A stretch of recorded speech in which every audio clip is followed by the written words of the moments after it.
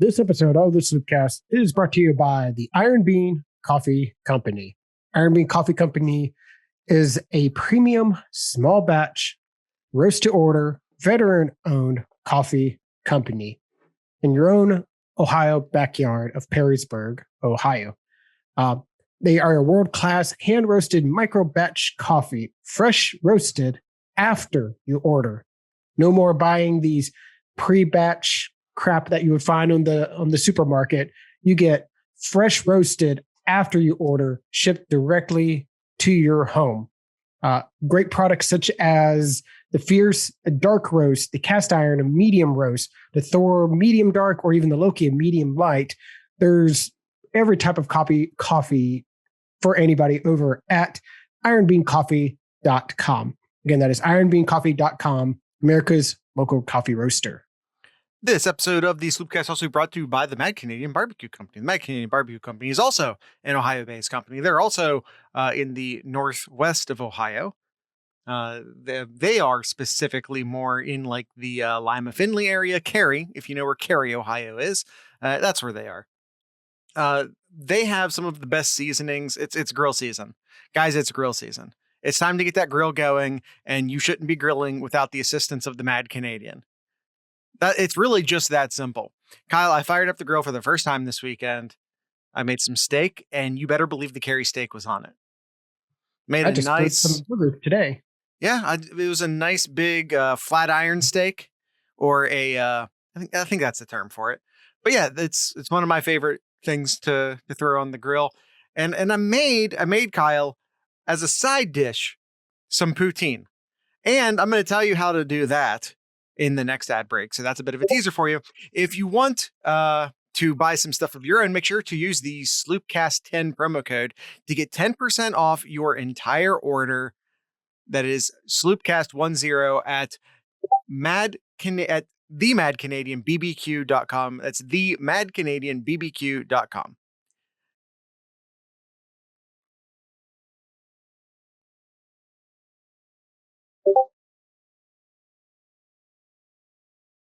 How's it going, everybody? We are a week away from some Ohio State football. Yes, sir. Okay, so Goose, first off, I've thought many times about killing geese. I've never thought once about actually eating one.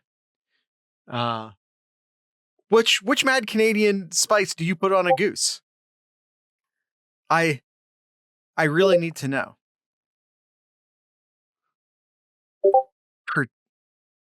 Oh, the steak? Okay. Interesting. Aren't geese protected? I don't know why there's 1,000 million of them everywhere all the time.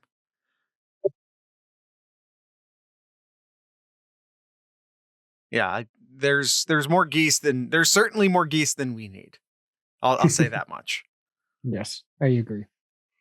All right, let's go ahead and hop into the rest of the start of the show here. Yep.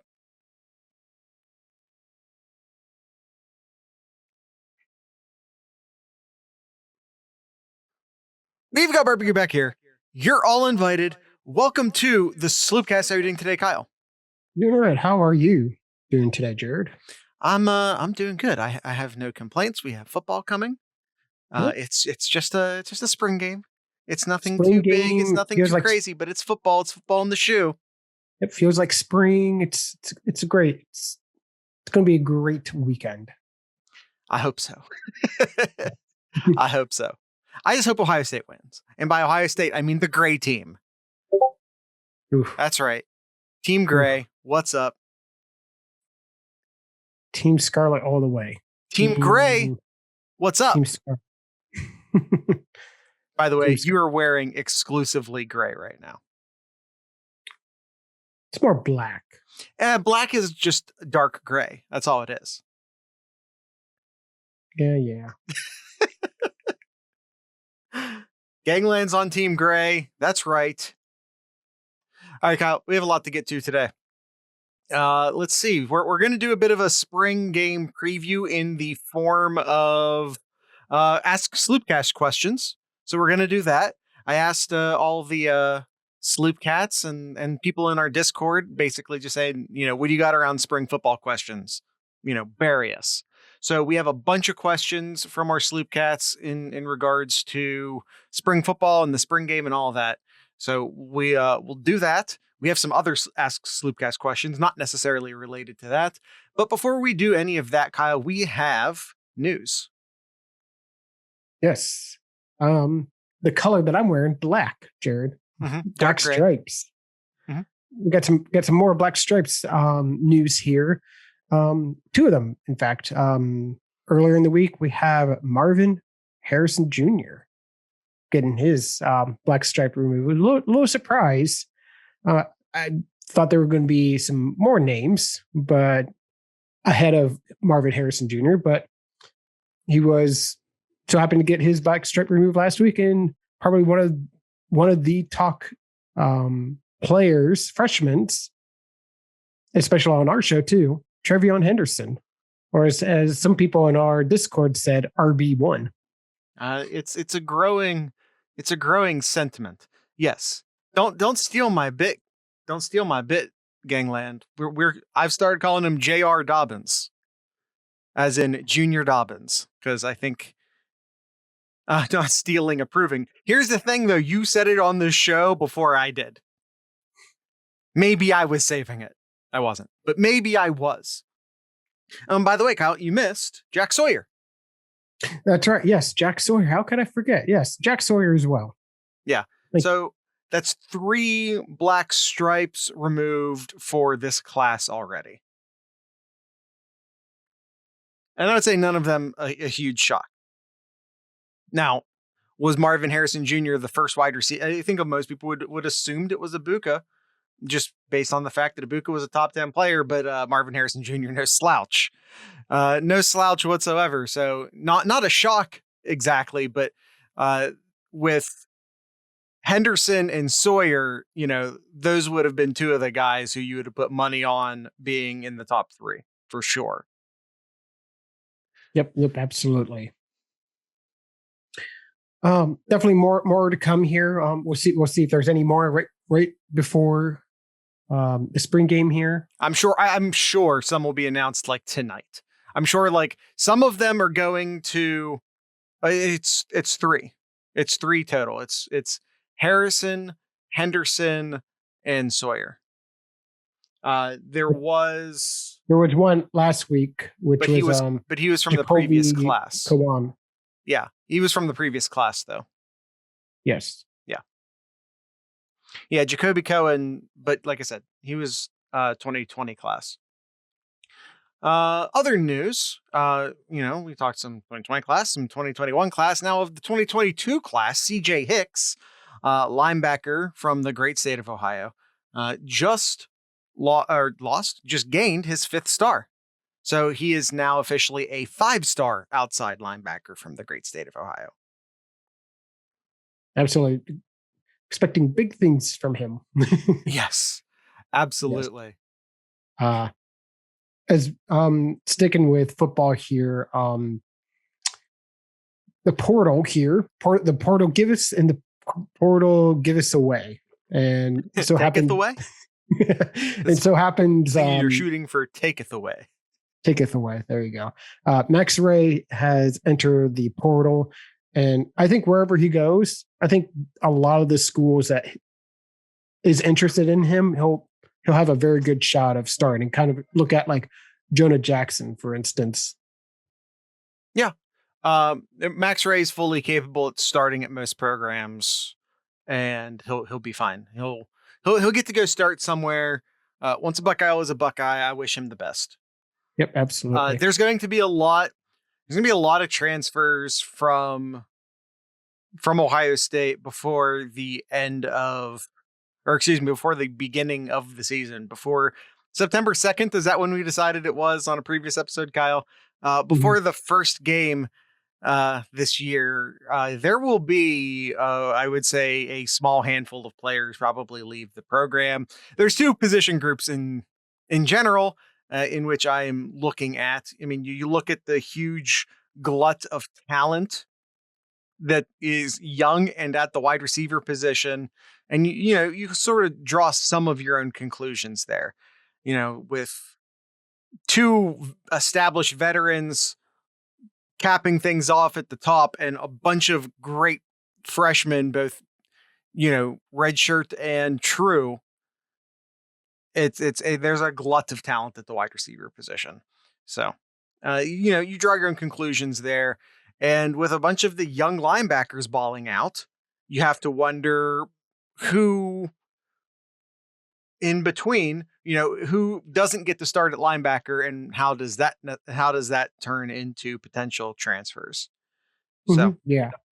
Yep. I mean, kind of going back with like Max Ray. I mean, this is no slouch of a player. I mean, no. he's a top 100 recruit in the 2018 class, number 7 offensive tackle in the nation, and everybody was going after him. Yeah. Alabama, Georgia, Clemson, Auburn, you name it, they were going after him. Well, and he's a junior. He's a redshirt junior.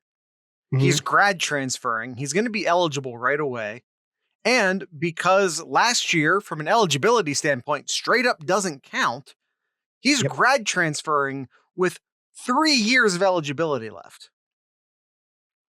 So he has a lot of opportunity in front of him, and I wish him the best, unless he goes to Michigan, in which case I don't wish him the best. Speaking of the taketh away, Dwayne Washington has announced, to no surprise, announces that he will be entering the NBA draft. Yeah, he, like EJ Liddell, will maintain eligibility while doing so, but I want, like EJ Liddell, I guess there's a little more hope here. There's a little bit more hope that maybe he ends up coming back, but I'm not counting on either of them. Yep, agreed.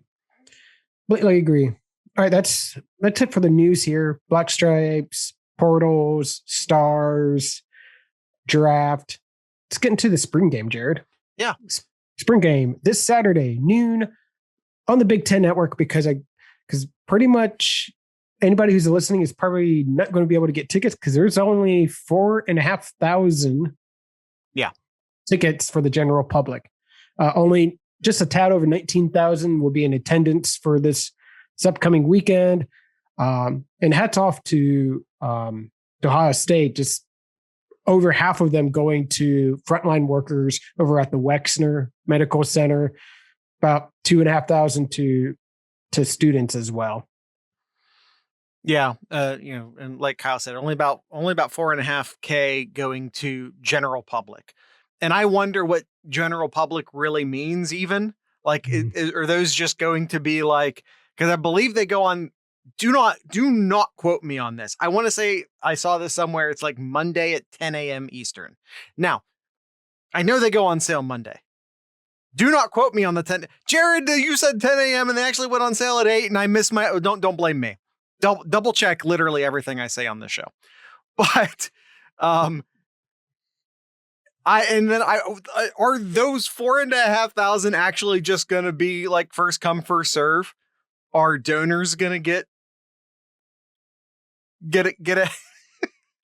What are you doing?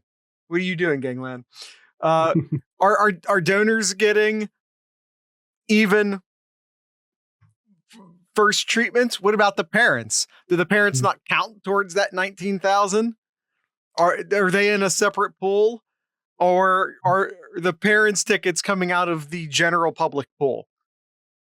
I guess I don't even know how many of that 4,500 is actually truly general public.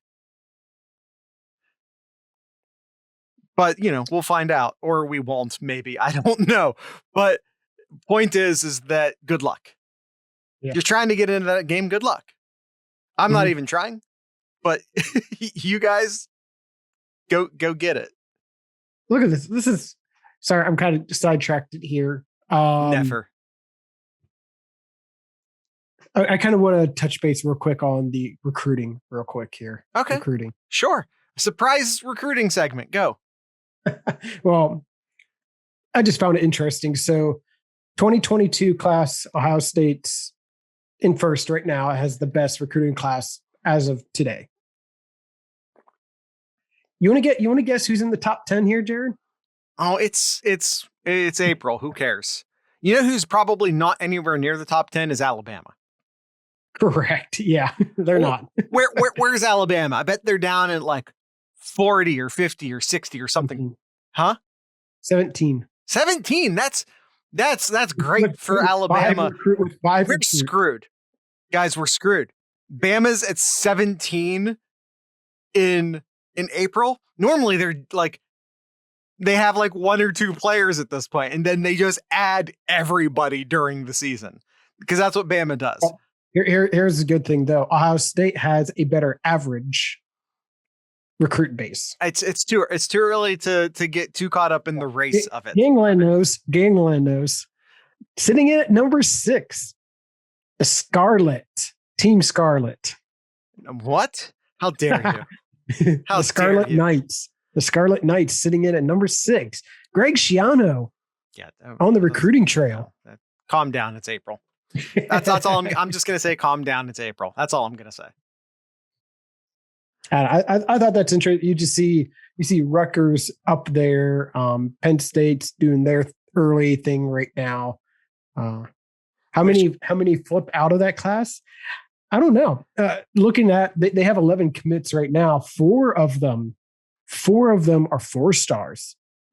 So, like, if Ohio State calls one of those kids in October and says, "Hey, you want to which side of this beatdown do you want to be on?" Yeah, they just got their quarterback, a dual threat, top 100 kid. Actually, their best in the class right now, Gavin Wimsatt out of Kentucky. Good. Try and hold on to him. Number 3 dual quarterback.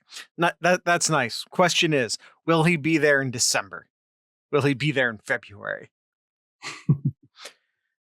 We've seen a record number of decommitments for the 2020 class, or excuse me, the 2021 class. And we'll see the same thing in 2022 because a lot of these kids are committing just to get in on somewhere. None of these kids have gone on actual visits yet. None of this means anything right now. Like, well, speaking of that, June, things are going to go nuts in June. Yep. June is going to be crazy, which is good for us. More talk for us in the wasteland period.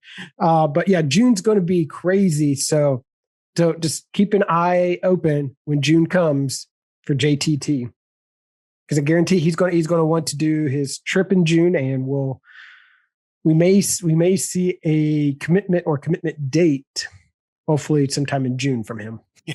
Still got a straggler out of that 2021 class. I still feel fine about it. For what it's worth, I still feel just fine about it. Agreed. All right. Back to the spring game. More importantly, Jared, who's going to be in attendance? Brutus? Because he missed the entire season, didn't he? He did. Why? He has no cheerleader. There's no cheerleaders. There was no band or Brutus. Can I say the thing that I don't like to say? I need to acknowledge for a second that there's a human being inside Brutus, which is not a thing I like to ever acknowledge. I like to just believe he is my Santa Claus. I just want to believe. But like, he's already wearing a face mask. He's wearing an actual. He was fine. Yes. Good job, Jared. You just ruined everybody's hopes and dreams now. It really felt terrible saying that out loud. Yes. This is why you should be on Team Scarlet. I will not rip apart your hopes and dreams. Team Gray is realistic. Okay. We're very pragmatic, Team Gray. All right, Kyle, let's get into these Ask Sloopcast questions. I asked our Sloopcats and some other people in our Discord to send us your spring football questions because we wanted to do a spring game preview and maybe do a bit of a spring wrap up, as you know, the spring game is essentially the end of the spring practice session. So wanted to sort of bring all that together. Yes. But speaking of like our Discord providing the questions, hit us up on the Discord. We're going to be chatting away at before noon during the spring game. Just because, I mean, hey, what else are you going to do on a Saturday at noon? I think we should even, Kyle, hear me out on this. Mm-hmm. What if next week's podcast is us doing commentary of the spring game while it happens? It'll be too long. Oh, we'd cut it down for the actual podcast. I'd cut it down for the actual podcast. I'd edit it down a lot. We'll talk offline. Okay. We'll talk offline. Okay. All right. Ask Sloopcast questions. This one comes from Buckeye Esquire. He says, should they go more live game situations versus previous years due to missed spring last year and many new starters? I would say the missed spring last year is not a factor. They might be more likely to go live because of the youth. That's absolutely possible. And they might do it because they're way healthier now than they would be had they just played a full season that ended 3 months ago in January. So I would say it's more for the abbreviated season last year than the spring game last year. But I think ultimately, yes, is the answer to the question. Mm-hmm. What do you say, Kyle? I agree. I really think a lot of it does come down to the youth that this team is this year. I think we'll see a lot more live game situations, especially for the defense. Yeah. It's just a lot of new faces on the defense this year. Mm-hmm. Another question. Will the lineups give any insight into actual early depth chart thoughts from the coaches?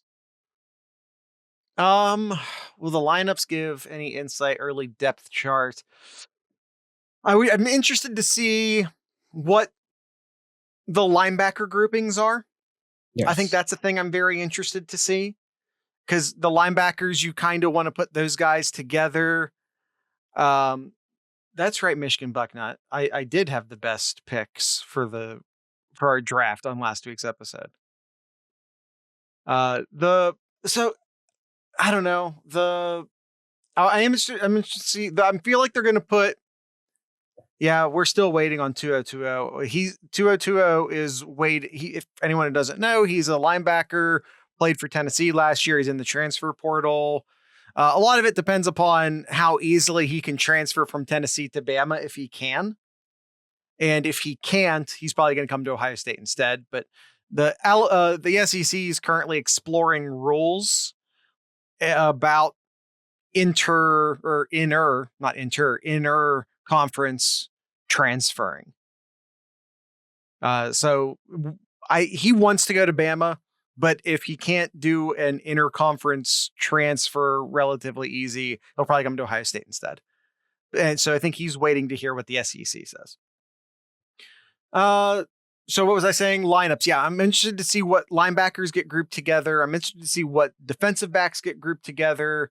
And I feel like a lot of people are making the assumption that the quarterbacks are like, ooh, what quarterback are we going to see with like the starting offensive line? And I feel like they're just not going to give us that obvious of a nod. If memory serves, and my memory is terrible, so it might not. When it was Joe Burrow versus Haskins, I believe they were on the same team in the spring, at least at the beginning of the spring game. And then I think maybe they split them up for the second half. I don't exactly remember, but they're not going to give us any quarterback indication that both of the quarterbacks, either the quarterbacks won't be assigned specifically to a team and they'll just sort of float back and forth because they'll be wearing black jerseys anyway, or they'll both be assigned to the same team.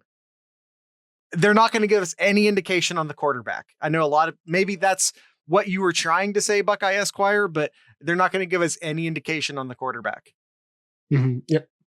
Agreed. Buckeye Zach asks us, will the spring game bring us a notion of who the starters will be at linebacker, or will it still be too early to tell? I kind of touched on that, Kyle. Do you have any other thoughts? No, I, it could go either way, in my opinion, honestly.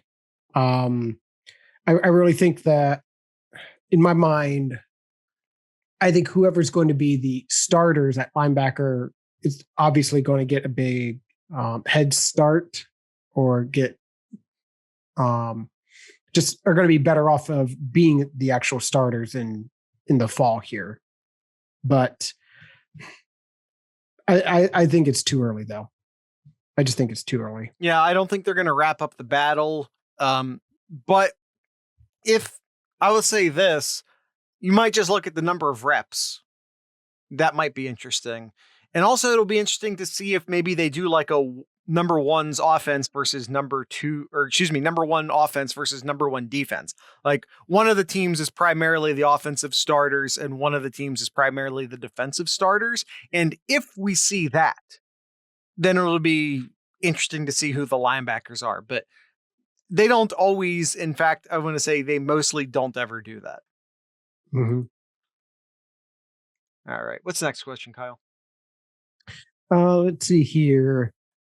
Who are you looking to see stand out the most as a defensive back for the spring game? Really, I'm just looking for any of the corners to show me something. Martinez or Cavazos would definitely be who I'm looking at. I think would be the two guys I'm looking at the most. Hickman, Burke, Ransom. I think, yeah, Ransom and Hickman, I think are two guys to keep an eye on. I feel like either Ransom or Hickman are going to. I feel like I'm okay at the safety position this year. I feel very good about the safety position this year between those two, and then obviously you throw in Proctor. Corner is what I want to see the most because I think we all feel pretty good about Seven Banks, but who the hell's going to be number 2 and who the hell's going to be number 3? That's so up in the air to me, and I think the wide receivers are so deep that dudes are going to get exposed at corner if they're not ready. Yeah, no, absolutely. Buckeye Zach also asked, do we have our center after this scrimmage of greatness? The center is set, but he's still not. Is he playing? Because there is Harry Miller is the center. But I know he has missed some springtime. I don't know if he's going to be playing in the spring game or not.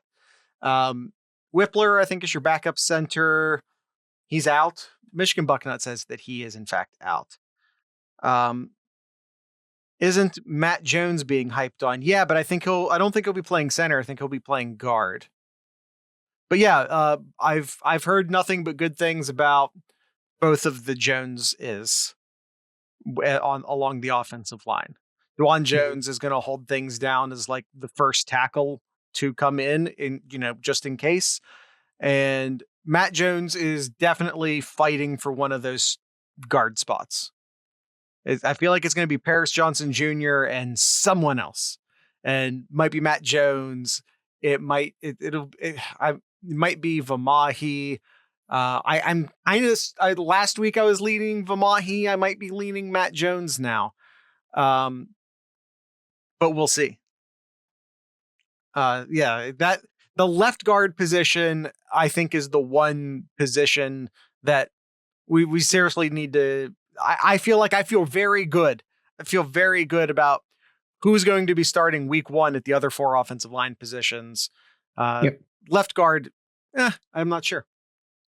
Yeah, speaking of the offensive line, Michigan Bucknut asks us, how big of an impact is Max Ray transferring out to the depth chart?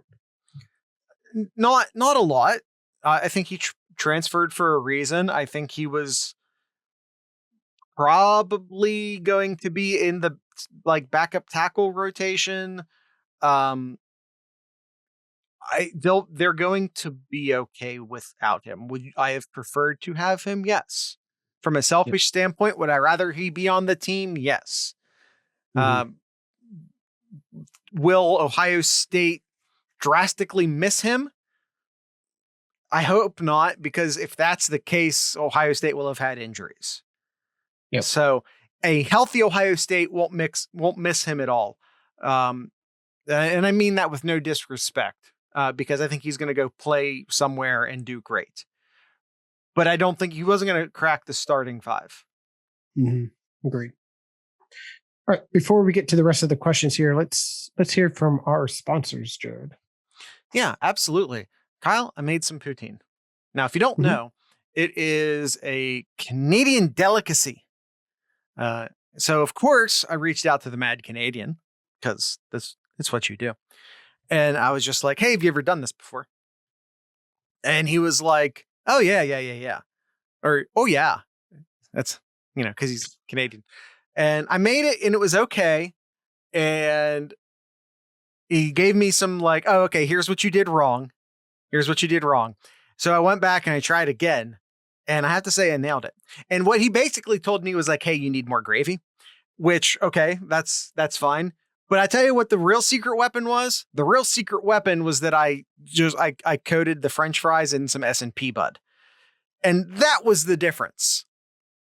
Because you must have S&P bud. I call it all of the time. I say it every time I do an ad read. It is the potato cheat code.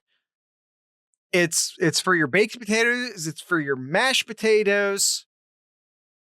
And it is also for your French fries. Your kitchen is not complete without the S&P bud, period. It's salt, it's pepper. It's a lot more than that, though. If you think it's just salt and pepper mixed together in a bottle, you are sadly mistaken, my friend. It is much more than that. And you need it in your kitchen. If you have ever eaten a potato or a vegetable, another, potatoes are vegetables, in your life, it will be improved by the S&P bud. I promise you this. If you don't know, poutine, basically it's French fries that you throw some cheese curds on. And if you've never had a cheese curd before, I promise you, it sounds gross. Like the word curd sounds gross. They're delicious. I promise you. It's delicious. I promise you. It's cheese. It's fine, you guys. I promise. It's great. You throw the cheese curds. They come in like chunks. You throw those cheese curds on the French fries. Then you just cover that whole thing in gravy. And don't forget the S&P bud. Put it on your French fries.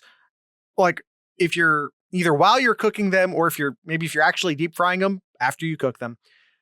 Yeah, it is good, Michigan Bucknut. You're close enough to Canada. You're in Michigan. You should know. Toss the fries on it. Yeah, fresh out of the fryer. Like I use an air fryer, so you can put it on beforehand. But yeah, if you're using an actual fryer, you put it on after. But yeah, coat all of that in some S&P bud, and I promise you, it is the best you'll ever do. I promise. And you can only buy the S&P bud at themadcanadianbbq.com. Use promo code SloopCast10 at checkout. That's SloopCast10 at checkout to get 10% off your entire order. The Mad Canadian Barbecue Company, where he has your butt covered. This episode is also brought to you by our good friends over at the Iron Bean Coffee Company. I mentioned a couple of the popular coffees that they have over at ironbeancoffee.com. Let's go into the back room. So if you go into their back room section of coffees, they have a handful that are just unique in flavors. I'll go over all of them here with you all. The first one they have here is called the Serial Killer, a vanilla butter cream. It says this is a vanilla butter cream flavored single origin Brazilian beans. Sounds really good. They said it's defined cereal as an ultra smooth, lightly roasted Brazilian coffee that you can kill over and over again, and the jury will commend you. Another one here is the Bloodbath Red Velvet Cake. Yeah, sounds really good. It's a roasted to perfection with notes of decadent chocolate cake and a hint of cream cheese frosting. for those with a sweet tooth. Another one is called the Stay Awake Murderously Caffeinated. They said, be warned, this is strong. The taste is bold and biting, so brew responsibly. They say it has Arabic and Robusta beans that will give you the morning or late night boost that you need to stay alive. The fourth one here is Turning Blue, a blueberry cinnamon crumble. I think that one, something I think Jared would really like. I did. I think in the one time I got a unicorn, I have the blurry camera on, you can't see it. That's a unicorn bag back there. I think this is what was inside the unicorn bag. And if that's what that was, it's delicious. Yep. Yep. It just has notes of blueberry and cinnamon in it. And the last one here is called a Soulless Ginger Snap. They say here that it's pretty much like a gingerbread coffee. So this sounds more something maybe later on in the year when it starts getting colder and into the holidays again. But hey, maybe you could have it now. Have it now if you're in that. You can drink ginger year round. All right. My tea drinkers know. Where are my tea drinkers at? My herbal tea drinkers. Be sure to check out all of those and much, much more over at, again, ironbeancoffee.com. Free shipping over $50. There you go. Again, ironbeancoffee.com, where Iron Bean Coffee Company is your America's local coffee roaster. Sort of combined the Mad Canadian and where it's your America's. I love it. I was tripping. We go back and forth, but like you can tell, Kyle's way more comfortable doing the Mad Canadian, and I'm way more comfortable doing Iron Bean, just because we tend to do those more. All right, back to the questions here. Good friend. I like Gang. Oh, sorry, Gangland, and I need to talk to you for a second. I like Earl Grey. I do, but the only tea I really drink is herbal because I like to drink it at the end of the day, and I'm not trying to take in any more caffeine. But I do like Earl Grey. Don't get me wrong. Mm-hmm. All right, back to the questions here. Austin formation, Jared. What kind of psychological impact can being the second best player at your position in a draft class be? Example would be like Miller and Stroud. One of them will lose the starting job. Same can be said for a situation like Henderson and Pryor. Is that feeling of inferiority the reason why we are so many transfers for opportunity? You can. I feel like it depends upon the person, right? Because Jack Miller hears us, not necessarily us. I feel like we've always given Jack Miller his fair share, but there are a lot of outlets out there that are like, yeah, but it's CJ Stroud. It's CJ Stroud. It's CJ Stroud. It's CJ Stroud. You think Jack Miller doesn't hear that? And by the way, and Evan Pryor too. Evan Pryor hears everyone going ape shit about Henderson. He knows. He knows he's not the freshman running back everyone's talking about. He knows. Now, what does that do to them psychologically? Well, for one, they still came here. Like in both cases, all of these players were committed to the class for a long time. Ohio State even went to Jack Miller and said, hey, the CJ Stroud kid wants to come here and we want to let him come here. Because when you're a quarterback, you get those phone calls, right? So Jack Miller said, bring him on. And from what I'm hearing about Jack Miller, CJ Stroud may have had the better start to the camp, but Jack Miller is closing in on him. Jack Miller is closing in. That battle is not done yet. You treat it as motivation. Like, you look at Joe Burrow. Joe Burrow was never going to be the guy at Ohio State. He just wasn't. Now, did he quit? No. Did he keep fighting? Yes. Did that push everyone in that quarterback room? Not just Joe Burrow? Did that push everyone in that quarterback room to be as good as possible? It sure as hell did. That pushed Dwayne Haskins to be as good as possible. He got picked in the first round. That pushed Joe Burrow to be as good as possible. He got picked first overall the very next year. It just depends upon the mentality of the player. And again, Evan Pryor could have not committed. Jack Miller could have decommitted. They didn't. They came here to fight. That chip on the shoulder, a lot of players react to that positively. Agreed. 100%. They come to Ohio State to compete. Yes. If they wanted to start somewhere, they'd go somewhere else. Pretty much. And sometimes that works out and sometimes it doesn't. Sometimes you're not the better person. Yep. Agreed. Let's see. Another question from Austin. On a scale of 1 to 10, how much does the spring game itself, not the practices, actually matter? On a scale of 1 to 10, how does the spring game itself? Not at all. I give it like a 2, maybe a 3. Yeah. Just because you are put into an actual game-like environment. So see how you react. Sure. But that's why it's not a 1. I you know what? I'm with you on that, Kyle. I think I was going to give it a 1, but you talked me into the 2.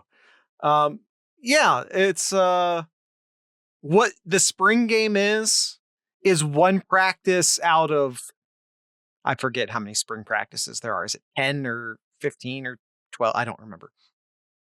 But you're saying one practice out of an entire spring camp. This is just one of those practices. Does this practice get elevated because it's the spring game and because there's pressure? And it's on television, so there's pressure, and it's in front of fans and media for everyone to see, so it's pressure.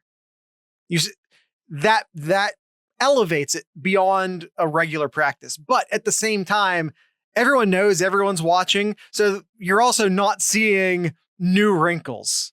You're seeing very vanilla stuff. You're not seeing the actual offense. You're not seeing the actual defense.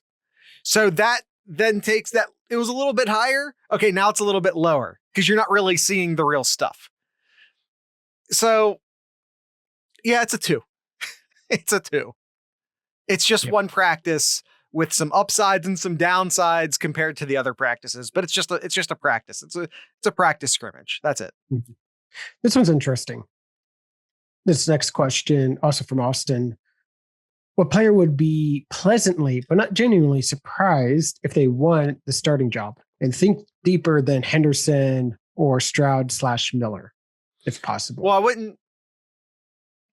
I don't think any of those guys would be surprised. Yeah. First name that comes to me, he's got his black stripe removed, Sawyer. That's tough, though. There's a lot of good defensive ends in front of him. Mm-hmm. Yeah. DeJuan Jones, that would be a surprise. All the talk right now is that he's basically the first backup tackle.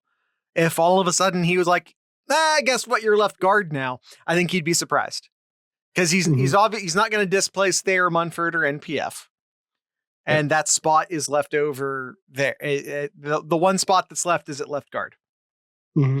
Harrison and Smith seem like a lock for ends unless one gets hurt. I agree with that, Gangland. I would look at the linebackers, like if one of the young linebackers gets named a starter, maybe Simon or Eichenberg.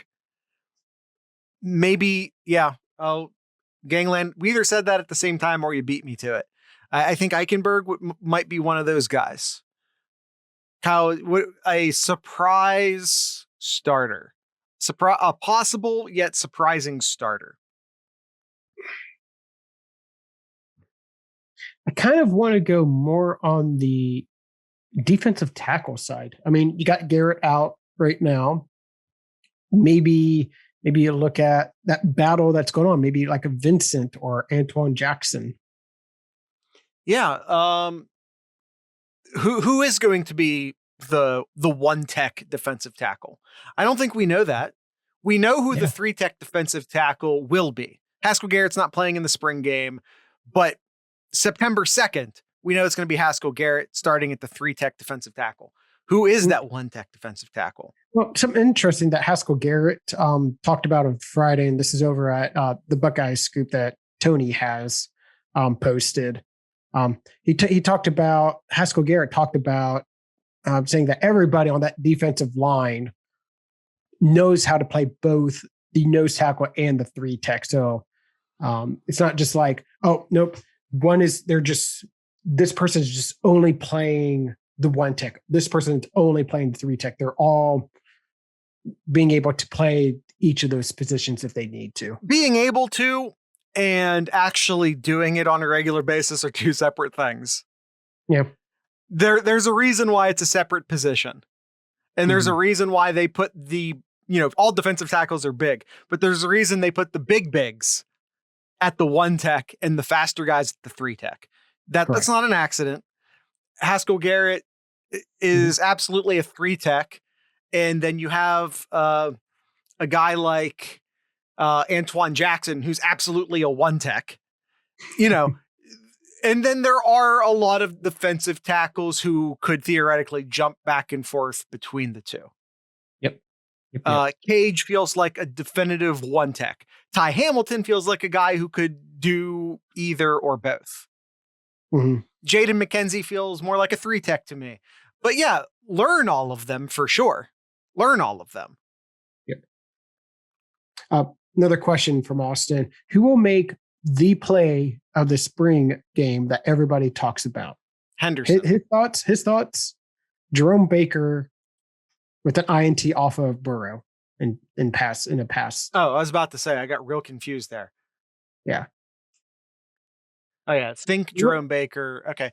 So if it gets everyone talking, then it's probably a surprise player, right? Like if Chris Olave does something great, Garrett Wilson does something great, you just say, well, of course they did something great. They are them.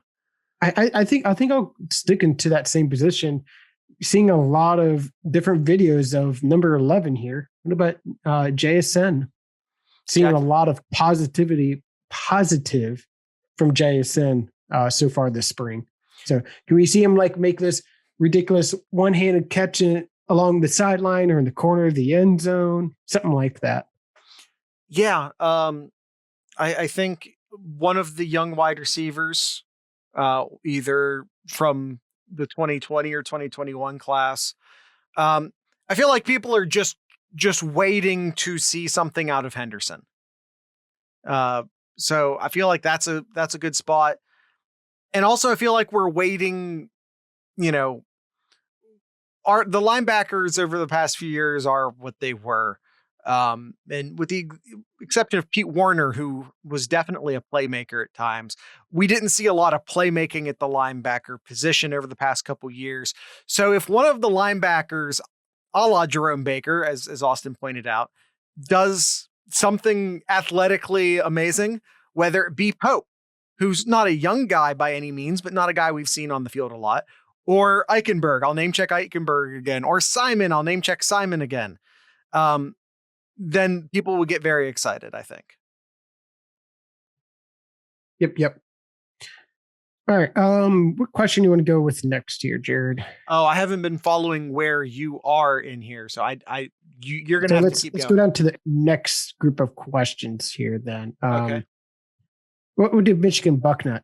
Why did Michigan dodge their spring game? Do they suck that bad, or are they just trying to keep their new offense and defense a secret? I mean, if those are my only two options, if I have to choose between those two, it's because they suck. It's really just that, because you don't have to run your offense during a spring game. In fact, no one does. No one really does. They run maybe a super stripped down version of their. Go out there and run the wing T for all I care. They know how to do it. You can teach them how to do it. I don't know. I kind of read it as Harbaugh's given up and it's just one less thing for him to worry about. I feel like they canceled the spring game about the time that they had to shut down the basketball program. And that to me feels like they're using COVID as an excuse more than it is the actual reason. Yeah, Gangland said he should have taken the Jets job. Somehow that's worse. I feel like that's one of the last organizations I'd want to be associated with. But yeah, I don't know. I don't know why they canceled it. I mean, Ohio State's letting in fans for Pete's sake. You can't have a. Yeah. I don't. If it's because of COVID, it was a knee jerk reaction that they made too early, and now are just afraid to back off of, which is a Big Ten tradition. So why not? All right. We just did that Michigan Bucknut question. Go to Stewart. Let's go down to Stewart here, Jared. Okay. Which quarterback gets paired with the first string offensive line? I think we talked about this earlier. Both. One way or the other, both. Like they're not going to give us a nod about who's winning the quarterback battle. Like I said, either the quarterbacks are going to be team agnostic, or they're both going to play with the starting offensive line. That's how I see it happening. Mm-hmm. If a quarterback is paired with the first string offensive line, does it mean they're QB1? It means, so if that does happen, it means they're in the lead for QB1, but I really don't feel like they're going to name a starter. I've not even heard through the grapevine that either one of them are that much better than the other one, that they're, even if they wanted to name a starter, they're not going to. Yep. What did we get? I think alternating drives or quarters. They'll definitely do alternating drives, Gangland. Yeah. And honestly, it might be plays. It might be alternating plays because they're not going to want to keep Olave and Wilson in there very long. I don't expect to see, if someone is a junior and has started games, they won't play in the second half even. So I feel like they're going to want to get both of the primary quarterbacks as many reps with all the other ones as possible. Yeah. Over under on interceptions by quarterbacks at 1.5. By the quarter, just for all the quarterbacks the entire game? Yeah, I'll go over. Yeah, I'll go over as well. Just because none of them are getting all of the reps at this point. Yep. I've also heard that CJ Stroud has a strong arm and he can force it in there and he knows it, and he sometimes gets a little too confident doing so, is the rumor I'm hearing on Stroud right now. So he's a little bit interception prone at this point. All right. This one's for Suncard. I see him online, but he hasn't joined here. So I was wanting to see if he was going to join here. What's the weather forecast for the spring game? Well, I'm glad you asked, Stuart. Looks like mid to low 60s, partly cloudy skies early on, showers later on in the day. So as long as those showers stay late, should be a good day for football. All right. Stuart also gives us a few more over unders. Tight end touchdowns, 1 point.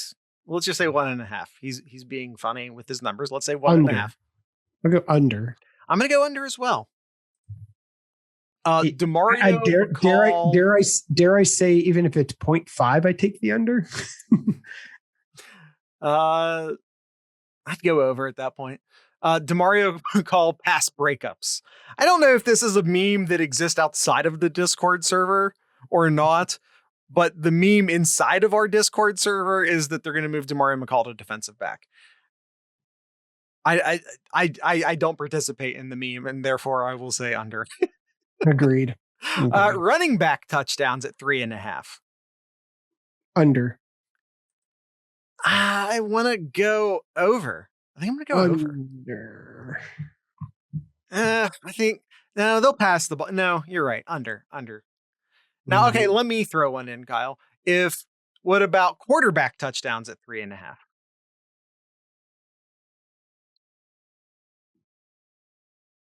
Oh, got him thinking. Gangland says over. No, it has to be a passing touchdown. It has to be a passing touchdown. I'll go. Michigan Bucknut still says over. I think I might go under with that one. I think 3 is the number I'm thinking of. Okay. I disagree. I'm going with our guys down there in the live chat going over. All right. I ask a question. Kyle, I asked a question. It is Henderson the running back at any point this year? That's a tough one. That's why I asked it. Ooh, we got a quick no. We got a quick no from Michigan Bucknut. The guy, I think I'll go no as well. Will he be? He's not going to be the guy, but he'll be an important running back. He'll. I think he'll. I think there's a good shot if all goes well that he may be a starter later in the year. But being the guy, I think I'll go no. I agree basically with everything you said. I think it's possible that he might work his way into starting, but getting like 85, 90% of the carries, probably not. Agreed. Who is from Nomad here, Nomad with a pair of questions. Who is the greatest Ohio State football coach to never win a natty? Easy. This is an easy answer. Easy answer, Kyle. Come on. Get there. Get there for me. Easy answer. Best Ohio State coach to never win a national title. Best coach. Best coach to never win the natty at Ohio State. It's an easy question. It's an easy question. You got to be a little bit tricky. You got to be a little bit tricky. Got to think outside the box. Yeah, Cooper Psych. He could have been the answer, but he's not. He had such great recruiting classes, such great players he coached. Come on, Kyle. The answer. I don't know. I don't know. Just answer it for me. Ryan Day. Come on, Kyle. There it is. It would have been Cooper 3 years ago. That would have been the answer. Yeah. Nomad. He still can win it, but he hasn't yet. That wasn't the question. Yeah. Who should Ohio State dedicated cross-division game be each year in football? Easy for me. Wisconsin? No? Cross-division game? Oh, Did I made you rethink it? Kind of. I mean, Washington. Yeah. I mean, Washington. Wisconsin. Yeah. I mean, definitely there. But I don't know. I think the history. I know they haven't been good in a while, but the history with Nebraska. I feel like we already play Nebraska every year. No, I want the toughest schedule. I want to play Wisconsin. They seem to be, from a consistency standpoint. That's a good point by Gangland. Almost kind of like Happy Valley. Make Camp Randall sad every other year by the Buckeyes. Yeah, let's go. I feel like Wisconsin's is the most consistent team out of the West. I want to play Wisconsin every year. Okay. Stuart asks us, why was Team Scarlet so dominant in our March Madness bracket? Easy. Because I was the anchor of the gray team, and I don't know anything about basketball. I'm not very good at it. And should Wisconsin switch with Michigan to come to the East? No. I mean, no. No. That's just going to mess up the rivalry structure too bad. Yeah. Let's see. Kabuto, on a scale of 1 to 10, 10 being the highest, how uncomfortable does it make you to talk about running backs? Wiggle. We have a lot of weird terminology in football. We have a lot of weird football terminology. Talking about a running back's wiggle doesn't even. I don't even think makes the top 50%. We have a lot of weird terminology in football. Yeah. It doesn't make me uncomfortable. So 10 being the most uncomfortable, I'd say a 3. I'd say 2. Doesn't make not at all. It's a Choppa.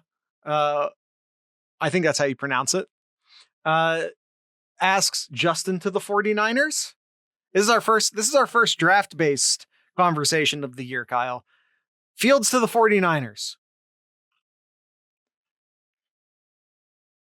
Sure.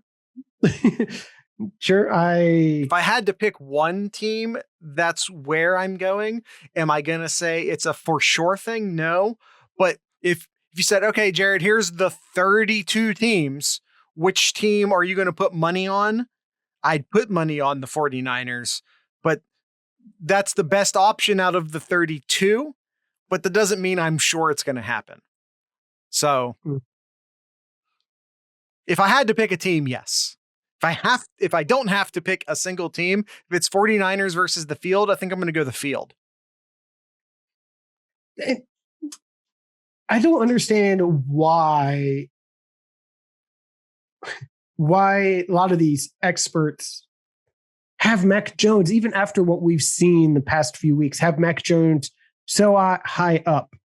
Well, a lot of the experts are just reflecting what they're hearing from GMs.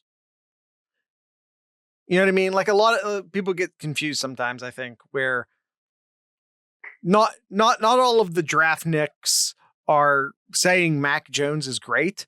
A lot of them are just acknowledging that there are people within the NFL who think that. Now, why do those people think that? I don't know. Is it a smokescreen? Possibly. Also, the other thing you have to remember is most of the news, most of the leaks and the things people are hearing and yada, yada, yada around draft season, 80% of it's fake.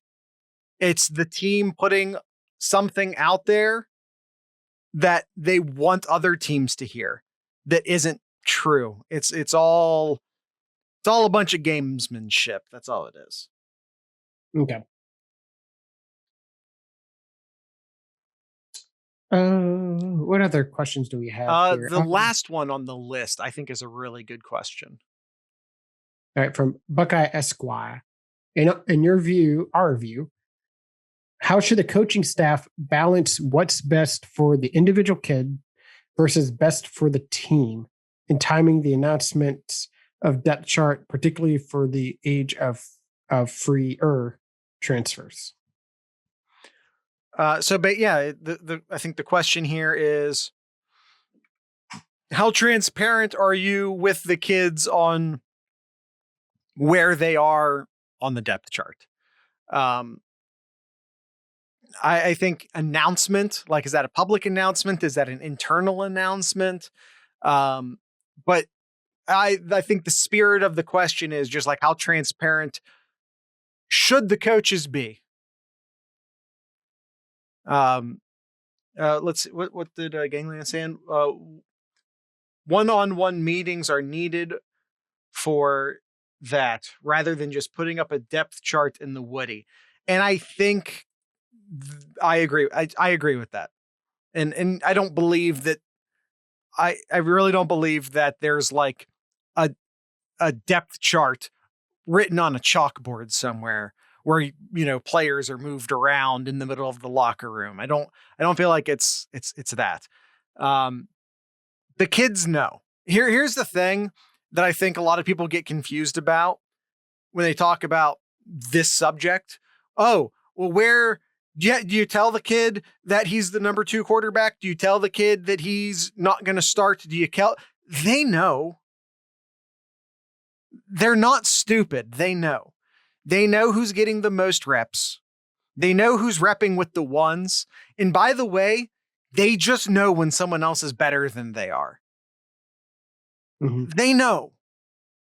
They look at someone and they go, oh, he's bigger than me. He's faster than me. He's stronger than me. He's younger than me. I'm going to peace out now. Mm-hmm. They know. Now, to then take that back to how transparent should the coaches be, the coaches should never lie. If a kid walks in there and he goes, I know I'm 3rd string, I'm going to transfer. If the coach then says, no, you're fantastic, I'm just repping the younger guy because you have plenty of reps. No, don't worry. if they're lying, that's a line too far. If the kid walks in and says, I'm third string, I think I'm third string and I think I should transfer. And if that's true, the coach says you are third string. I don't want you to transfer, but yes, you are currently third string. I would love it if you stayed here, but yes, you are currently third string. That's a one-on-one conversation that should be had. And the coach, the only real requirement for me is that the coach not lie. That's it. Because the kids know. Yep. Now, if you gaslight them and you say, no, you're actually the best guy. I just never start you with the starters for other reasons. And you gaslight the hell out. Oh, no, what are you talking about? You get plenty of reps with the first string. You're crazy. That's sick. That's bad. I'm sure stuff like that happens and it's terrible. But just be honest. That doesn't mean you have to be forthcoming, because how much time do you have to have a one-on-one meeting with 120 kids? How often? I don't know. But if the player approaches you and asks you a question, you need to respond honestly. And I think that's where the coach has to commit to that. But as far as like a formal depth chart, the kids know. They know. Mm-hmm.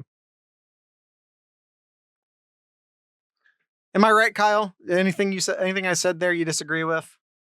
Nope, I co-sign that. No, absolutely. You want to be as transparent as possible. Yeah. You don't want to be like, oh yeah, no, you're an important part. Just give it a game, give it 2 games, give it a month, and then it just never comes. Yeah, that's terrible. Just be honest. That's it. Agreed. Yep. Kyle, I think that's it for the show. Yep. And then next week we'll cover the spring game, our thoughts about it, and then we start inching closer and closer to the Wasteland period. Yeah. So if you have a question or an idea of like what to talk about during our Wasteland time, hit us up on the Discord. Join us at down in the links. Check us out on our Twitter pages. We'll have links of how to get to our Discord.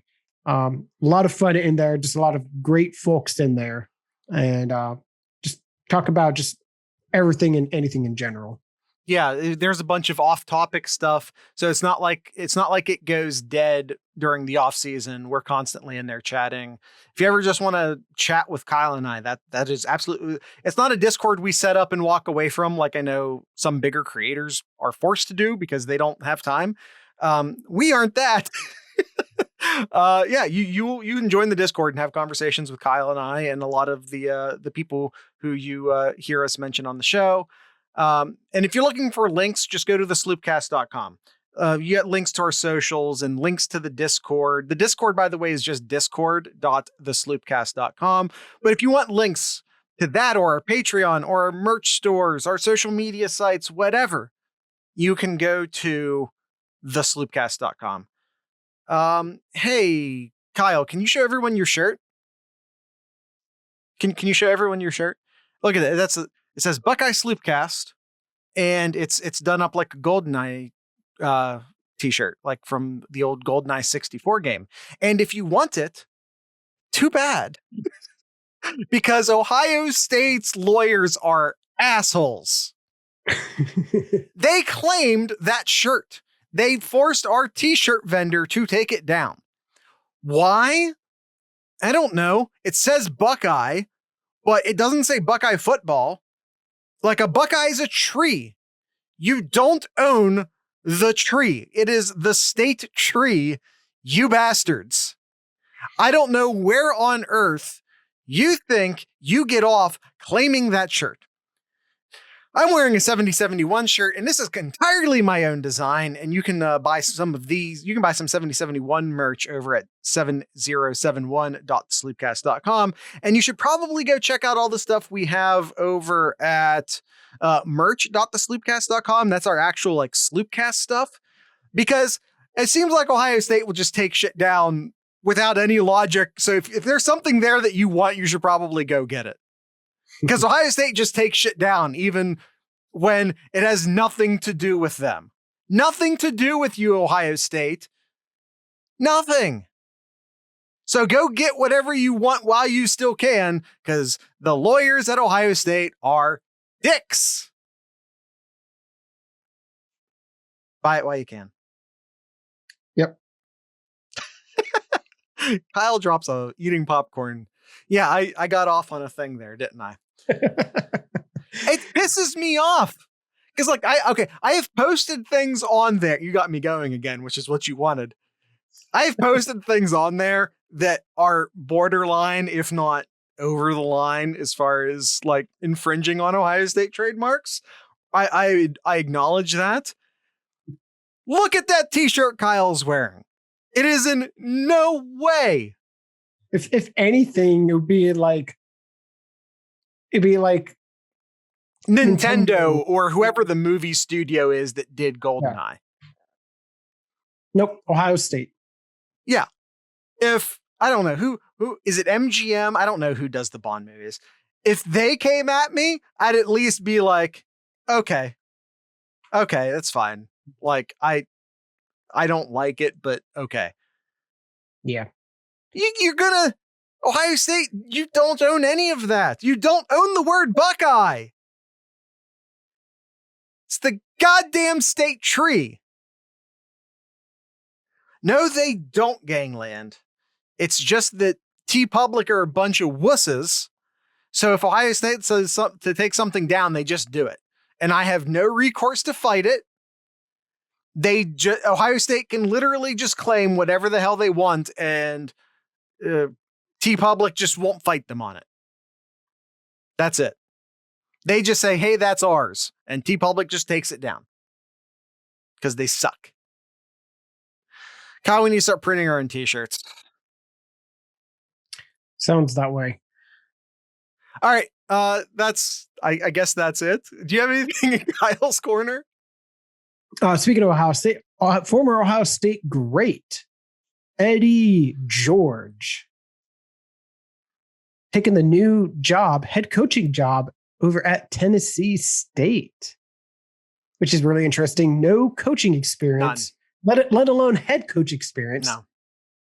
Heading over to be a head coach at a college. You know, at least when Deion Sanders took the job at Jacksonville State, is that right? I think that's right. Jacksonville State. But I don't know that. Yeah. Gangland says if Deion can do it, so can Eddie. Jackson State. Am I just adding the Ville in there? It doesn't matter. I don't care. At least Deion Sanders was doing like high profile high school coaching.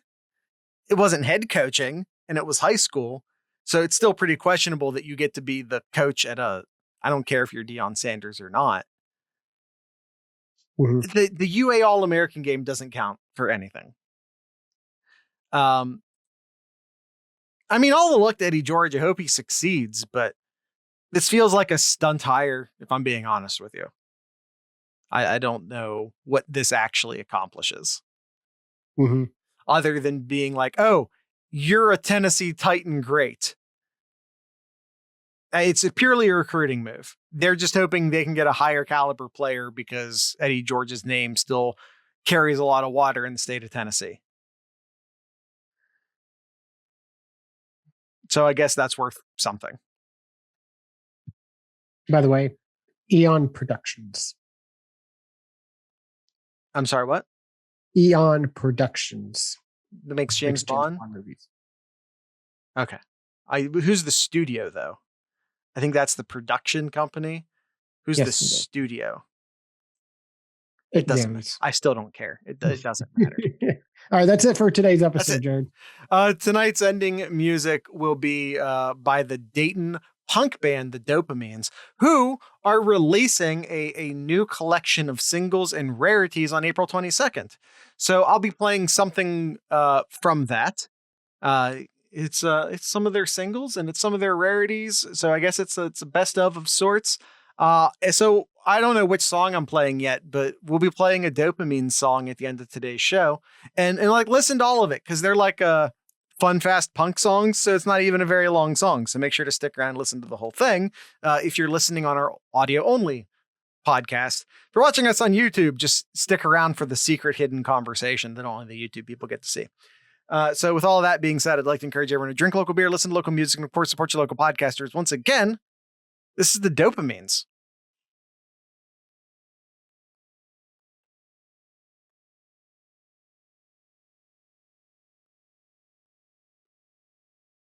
What's up, YouTube? What's up, Discord? Am I wrong about Deion Sanders and Eddie George? Maybe at that level, just getting like a couple extra star players is just good enough, which is essentially what you're doing.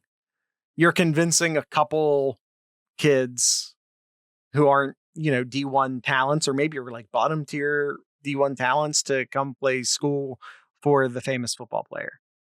Mm-hmm.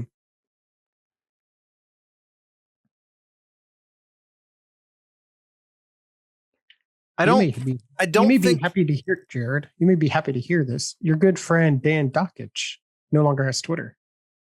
Well, Dan Dockich was never like my enemy number one, but he doesn't have Twitter anymore for other reasons.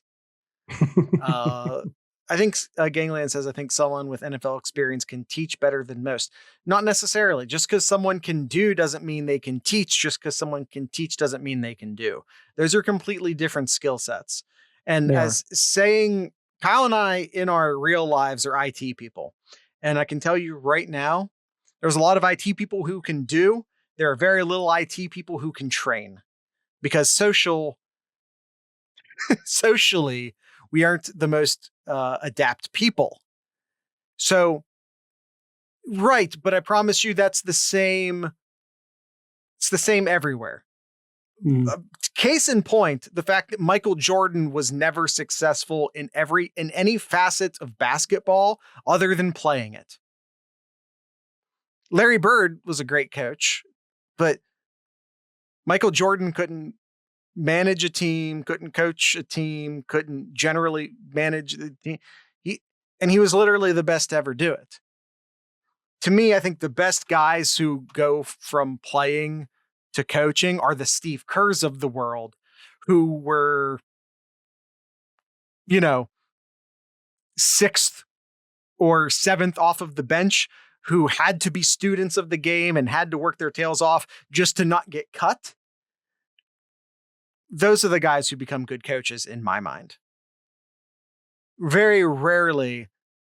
Yeah, well, yeah, Ryan Day was a Division II guy, so that makes perfect sense in my head. Mm-hmm. Larry Bird appears to be like the exception to that rule, where he was both a star player and a very good coach. It doesn't happen too often. I know this is too early because he's still playing, but what do you think about LeBron James? I don't know. I really don't know. I could see him being a good coach. Now, great coach, maybe not, but I think he could be a good coach from what I've seen. Maybe ego may get into that, but ego can help, though. You think Bill Belichick isn't an egomaniac? You think Nick Saban isn't an egomaniac? Mm-hmm. Yeah. Right. We're not bringing baseball into this, gangland. Baseball's just, the coaches don't really even coach.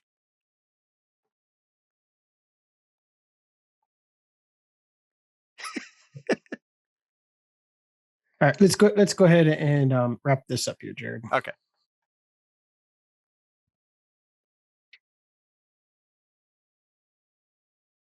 Would once again like to thank the dopamines for ending today's podcast. And once again, would like to thank the Mad Canadian Barbecue Company for sponsoring today's podcast. Let's see. I talked a bit about the Kerry steak because I used that this weekend.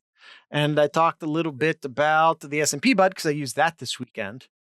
I'm going to talk now about the old fashioned because it's bourbon and it's cherry. And how can you possibly go wrong with bourbon and cherry and a little bit of sweet and a little bit of bitter? And it's just tremendous on beef or pork, I think but you know what? I've done it on chicken too. It's also really good on chicken.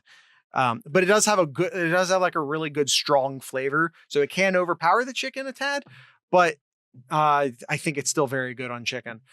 There's the Oak, which is smoked ranch. Do I need to say more? It's smoked ranch. It's ranch and it's smoked. It's two of the best flavors ever combined into a bottle. I talked about how the S&P Bud is insanely versatile. Well, just as versatile are the Sonoran Heat, which is again like almost as versatile as the S&P Bud, but has a little bit more of a Southwest kick to it. And then there's the Cajun, which is also extremely versatile, but has more of a New Orleans feel to it. So, those are some of your most versatile spices. And you can actually buy all of those, including the smoked, which is also insanely versatile because this is essentially the versatility box in the Just Send It box. The Just Send It box, that's what it's called. I call it the versatility box. That's my own personal nickname for it. It's the S&P Bud, the Sonoran Heat, the Cajun, and the smoked all in one box set. So you can get all four of them for considerably less money than you would buying them individually. And then you can still use the promo code SloopCast10 at checkout to get another 10% off. So you're basically stealing the spices. Don't tell the Mad Canadian I said that, but you're basically stealing spices from him at that point. And you can do that by going to themadcanadianbbq.com. Once again, that is the Mad Canadian Barbecue Company where he has your butt covered. This episode was also brought to you by the Iron Bean Coffee Company. Now, at the middle of the show, we went behind the back doors, showed some of the really unique flavors. Well, let's go back into the front of the coffee shop here, and let's look at some of their common flavors that they have over at ironbeancoffee.com. First off, we have Dylan's Grog. What is Dylan's Grog? Well, it's a butterscotch, rum, and a hint of vanilla. How does that sound to you, Jared? It's a grog. Grogs, if you don't know, are essentially like the IPA of the coffee world. Everyone has a grog. Or the Irish cream. It's Irish whiskey, coffee, cream, and sugar, and now capture in their Irish cream flavored coffee. It's mellow, creamy, warming mixture that is greatly enhanced by the flavors of our premium roasted coffee. The intense blueberry. Blueberry. Who doesn't like blueberry? Mom's carrot cake. They said here it's a carrot cake with cream cheese flavored. They said it embodies the classic carrot cake recipe made from scratch with cream cheese icing, and it is amazing. Or the mint chocolate chip, just like blueberry. Who doesn't like mint chocolate chip? Or like what Jared has in the blur background there, the unicorn. Who the hell knows what kind of coffee it is? It's right there in the description. Unicorn. Who the hell knows what kind of coffee it is? You won't know until you get it delivered to your front door. Check out those and all the other great coffee over at ironbeancoffee.com. Again, that's ironbeancoffee.com. Free shipping over $50 of your entire order. Iron Bean Coffee Company, America's coffee roaster.